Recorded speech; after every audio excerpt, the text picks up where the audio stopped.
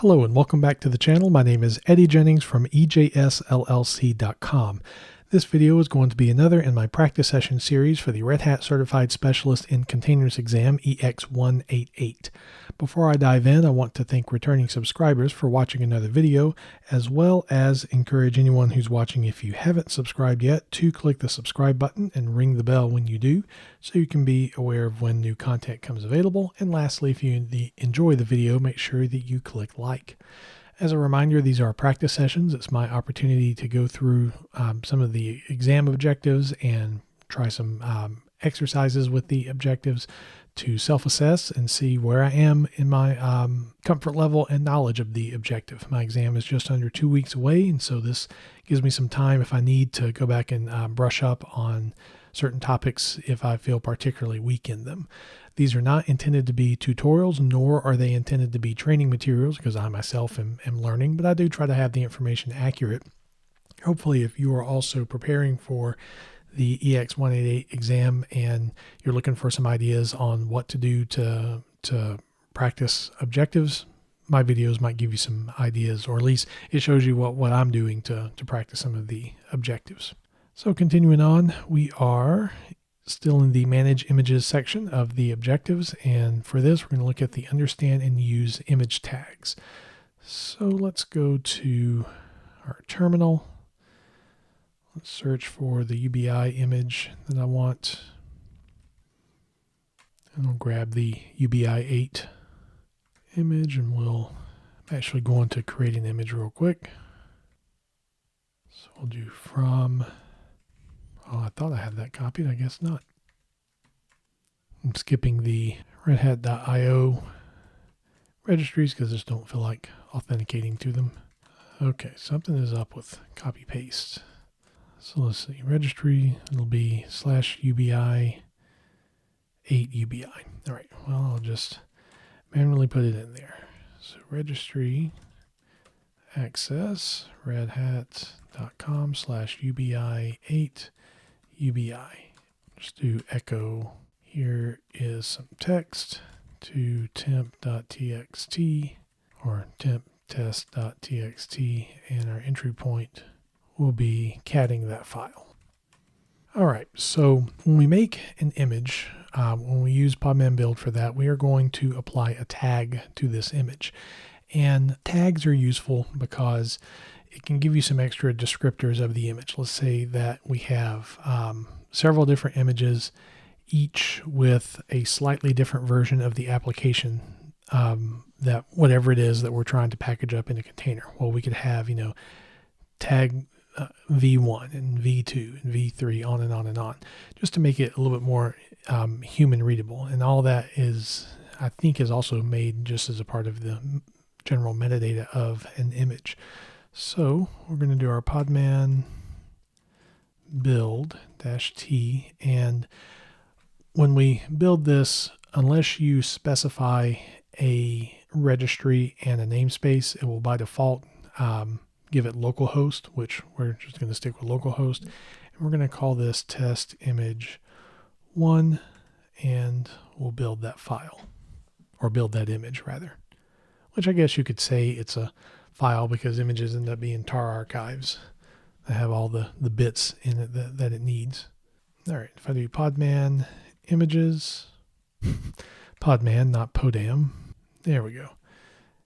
And we see two images here. We have the UBI image, which was pulled down as a part of building the process, and then we have the image that I made, localhost, and those has tagged latest. If you do not specify tags when you're either building images or pulling down an image, or which I guess technically you're pulling down the image for this, or running an image for a container, if you don't specify the tag, it is going to, Podman is going to assume tag latest. Now what I could do, let's go back to our container file, and this time instead of here is some text, we're going to do here is some text again.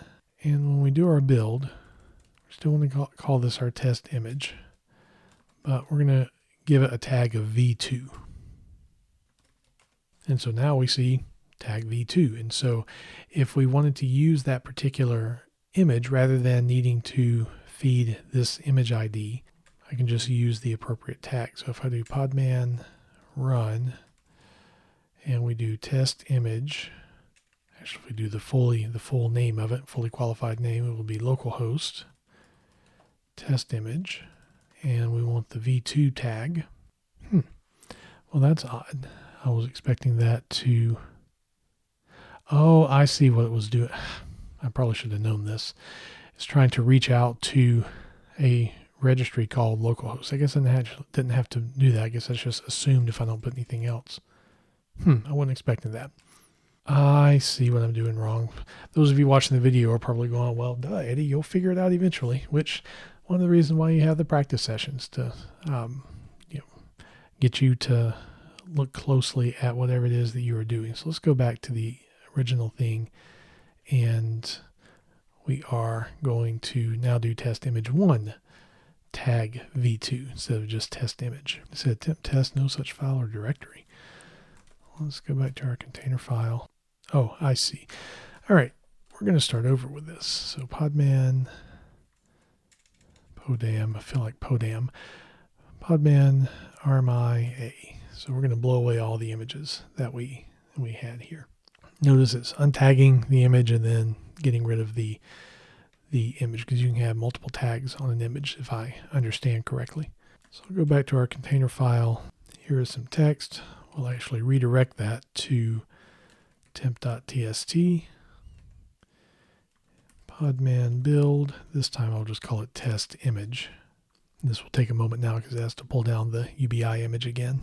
While it's doing that, the image is in layers, and these layers are also called blobs, and these blobs get reused. So if you have multiple images that are built off of this UBI 8 image, you're not having to store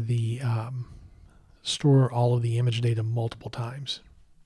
The images will reuse each other's layers. And that's also how that's stored in your actual container registry, so they can be pretty efficient with their storage. All right, so we didn't give it a tag. We have test image latest. And now I'm going to go back into our container file. We're going to add the extra words or extra word. And this time when we build it, we're going to call it v2 podman images. We see it has a v2 tag now. And let's run the container. Okay, that's what we expected. And then if we don't specify a tag, it's going to assume the latest tag. And then we have our here is some text. Now I believe we can add multiple tags to an image. So let's try that. I'm pretty sure the command for that is podman tag. So we'll try it, and if it doesn't work, then we'll figure out exactly what to do. And we need to specify the image that we are tagging and what the new tag is going to be. We'll call this the word second. See if this does what I think it will. All right, didn't error out. All right, and notice now we have what appears to be another image that is in our repository, but instead it has the same image ID, and it simply has the second tag along with the v2 tag. Now, you're tagging, often you're going to use, the major, minor, patch, as far as your version numbers, 1.0.1 or whatever. That's probably how you're going to do your tags, because this is going to get into your, CI/CD systems, and as you're, committing your code, and your CI/CD system will trigger the building of a new image, and it'll attach a tag and such to it. This is obviously a very contrived thing that I'm doing here just to demonstrate how to use the commands, but a lot of this is going to be in your automation if you're a developer. I'm not a developer, I'm a system administrator, but we have to kind of understand what's going on here. Now we can get rid of a tag, if I recall correctly, and I'm trying to think what the command is. So if I'm on the exam and I'm stuck, when in doubt, you can take a look at podman. You can use -- help. So yeah, it's adding podman help. I know there's a way to get rid of tags, and I think it might just be technically removing the image. I may be wrong with that, or untag. Yay, practice sessions. So I can use the untag. I remember now I think this is coming to me. When I was doing some, the tagging stuff, that when I was doing my initial training for this exam, that a lot of that was early on in the training. So one of the reasons why I do these practice sessions is it gives me a chance. All right, how much do I recall from weeks ago when I last touched this? Because obviously, you can't touch every objective every single day when you're doing your training. So I actually have some decent recall for that. But I think this is what I did by mistake before. So let me do my Podman images. And I think what I did to try to get rid of the tag was Podman RMI, and I basically deleted, or thought that I could do this. So V2. And it untags it, but let's do Podman images. I guess I can do that. For some reason, I was thinking that when I tried that before, it blew away the image itself. And so obviously, this V2 and second would both be gone. But let me retag that as V2 and try the official Podman untag way. So Podman tag, now we have localhost test image second that we want to also tag as localhost test image V2. You can also do Podman image ls if you wanted to see your images. All right, so now let's try Podman untag, and we'll do localhost test image second. Let's see what happens. No errors, Podman images. So that's okay. This might have been what I did before. So what that did was strip all of the tags. Let's take a look at Podman untag. Pomand. I wonder by the time I'm done doing all of the practice session videos, how many different variations of Podman I'm going to type. If I was independently wealthy and could give stuff away, I might give away a prize of whoever can guess how many times I'll mistype Podman. But let's look at Podman untag. Remove. Okay. I think I see what I have done wrong. Because notice the syntax here. Since I specified an image, which was the localhost test image second tag. I specified that as an image, but did not explicitly say which individual tag to get rid of. And so therefore it took away all the tags, which is probably what this example, if I were to scroll down, is going to show. Yep, I'll bet that's exactly what I did. All right, so now we can do this. Let's do Podman. We're going to retag these images and try again. So tag. Now we have to do the image ID. Oh, there's another one. What was that? Pomdan. That's what happens when you're a geek. You can be easily amused. Podman. There it goes again. M&A. Highly doubt any of you will click like on the video after all these mistakes. But anyway, all right, so that's our image ID. We're going to add, can I just do this? Well, probably not. I'm just curious to see what happens here. Yeah, needs to have two arguments. So we're going to call this localhost test image.